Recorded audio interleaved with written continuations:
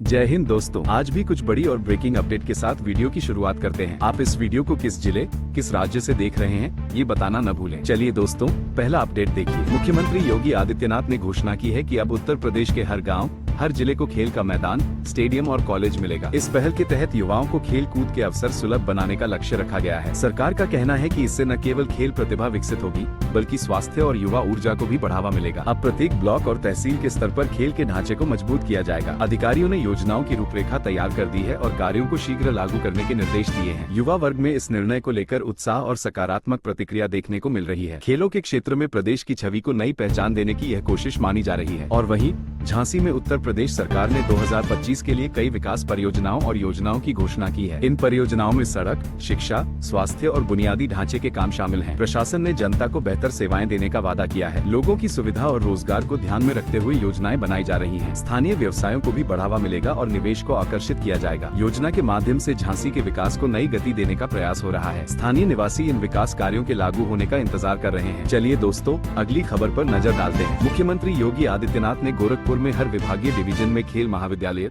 Sports college बनाने की घोषणा की है। ये पहल खेल शिक्षा को और मजबूती देने के लिए उठाया गया बड़ा कदम है। इन महाविद्यालयों में छात्र खेल और शिक्षा दोनों में उच्च स्तर की तैयारियां कर सकेंगे। सरकार का कहना है कि इससे प्रदेश के खिलाड़ियों का समग्र विकास होगा। कार्यक्रम में अधिकारियों को जल्द से जल्द संगठनात्मक कार्य शुरू करने के निर्देश दिए गए हैं। युवा खिलाड़ियों ने इस फैसले का स्वागत किया है और इसे खेल जगत के लिए सकारात्मक बताया है। ये कदम उत्तर प्रदेश को खेलों के क्षेत्र में नई पहचान देने का अवसर बनेगा। अब एक महत्वपूर्ण प्रशासनिक खबर सुनिए। मुख्यमंत्री योगी आदित्यनाथ ने अधिकारियों को जमीन हड़पने वाले और माफियाओं को बख्शने से मना किया है। उन्होंने स्पष्ट निर्देश दिए हैं कि प्रभावशाली जमीन गैंगों पर सख्त कार्रवाई की जाए। किसानों और गरीबों की जमीन को सुरक्षित रखने की बात कही गई है। प्रशासन को इसके लिए पूरी तैयारी करने को कहा गया है। काले कानून और भ्रष्टाचार से जुड़े मामलों पर भी सख्ती बरतने का निर्णय लिया गया है। ये संदेश दिया गया है कि किसी भी बड़े और शक्तिशाली व्यक्ति को कानून से ऊपर नहीं रहने दिया जाएगा। लोगों में प्रशासन के इस कदम को लेकर सकारात्मक प्रतिक्रिया देखने को मिल रही है। चलिए दोस्तों, अगली खबर पर नजर डालते हैं। उत्तर प्रदेश में कड़ाके की ठंड और मौसम के बदलते हालात के कारण कई स्कूलों को शीतकालीन अवकाश घोषित किया गया है। स्कूल प्रशासन ने ठंड बढ़ने तथा घने कोहरे को ध्यान में रखते हुए ये कदम उठाया है। बच्चों की सुरक्षा और स्वास्थ्य को प्राथमिकता दी गई है ताकि ठंड में वे बाहर न निकलें। अभिभावकों ने इस फैसले का समर्थन किया है और बच्चों को घर पर सुरक्षित रखने की बात कही है। मौसम विभाग ने भी कुछ और दिनों तक ठंड और कोहरे बने रहने की चेतावनी जारी की है। विद्यालय सत्र के बाद ऑनलाइन पढ़ाई के विकल्प पर भी विचार किया जा रहा है। स्कूलों के दोबारा खुलने की तारीख मौसम को देखते हुए तय की जाएगी। और आगे की खबर सुनिए। सोने और चांदी की कीमतों में उतार चढ़ाव जारी है। आज 29 दिसंबर 2025 को सोने और चांदी के भाव में महत्वपूर्ण बदलाव देखा गया है। सोने की कीमतें फिर एक बार उच्च स्तर पर पहुंच गईं,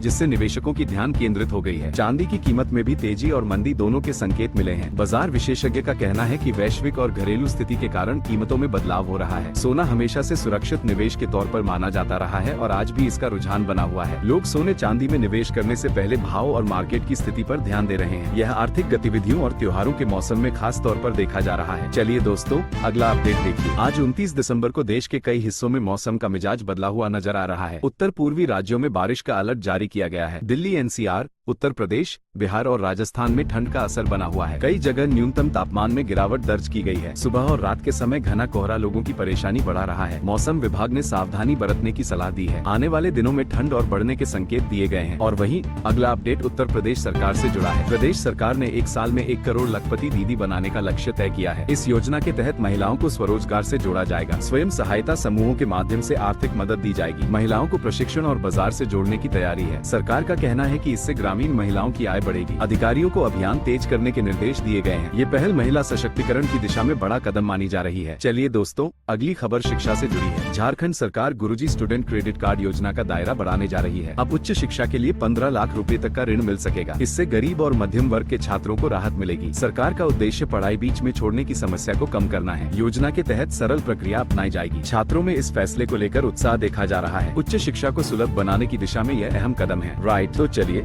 आगे बढ़े। एक और अपडेट देखिए दोस्तों। CTET परीक्षा 2026 का नया परीक्षा कार्यक्रम जारी कर दिया गया है। अभ्यर्थी अब आधिकारिक शेड्यूल के अनुसार अपनी तैयारी कर सकते हैं। परीक्षा की तारीखों और शिफ्ट की जानकारी उपलब्ध करा दी गई है। शिक्षक बनने की तैयारी कर रहे उम्मीदवारों के लिए यह अहम सूचना है। आवेदन और एडमिट कार्ड से जुड़ी जानकारी भी जल्द मिलेगी। छात्रों को समय रहते तैयारी करने की सलाह दी गई है। परीक्षा प्रक्रिया पारदर्शी रखने पर जोर दिया गया है। चलिए दोस्तों, अगली खबर उत्तर प्रदेश बोर्ड से जुड़ी है। यूपी बोर्ड परीक्षा 2026 के लिए परीक्षा केंद्रों की अंतिम सूची जारी कर दी गई गई है। बाराबंकी समेत कई जिलों में केंद्र तय किए गए हैं। विद्यालयों को परीक्षा संबंधी दिशा निर्देश भेज दिए गए हैं। छात्रों की सुविधा और सुरक्षा को ध्यान में रखकर केंद्र बनाए गए हैं। परीक्षा को नकल विहीन कराने पर विशेष जोर रहेगा। प्रशासन ने निगरानी व्यवस्था मजबूत करने की बात कही है। अब छात्र अपनी परीक्षा की तैयारी में जुट गए हैं। और खबरों में आगे बढ़े इससे पहले उत्तर प्रदेश में 60 वर्ष की उम्र पूरी होते ही वृद्धावस्था पेंशन खाते में आने लगेगी। सरकार ने पेंशन प्रक्रिया को और सरल बना दिया है। अब बुजुर्गों को लंबा इंतजार नहीं करना पड़ेगा। पात्रता पूरी होते ही लाभ सीधे बैंक खाते में पहुंचेगा। इससे बुजुर्गों को आर्थिक सहारा मिलेगा। प्रशासन को समय पर भुगतान सुनिश्चित करने के निर्देश हैं। ये कदम बुजुर्गों के सम्मान और सुरक्षा की दिशा में अहम माना जा रहा है। चलिए अब अगली खबर पर नजर डालते हैं। विभिन्न सेक्टरों में 7000 से अधिक पदों पर भर्ती की जानकारी सामने आई है। इन भर्तियों में सरकारी और निजी दोनों क्षेत्र शामिल हैं। तकनीकी,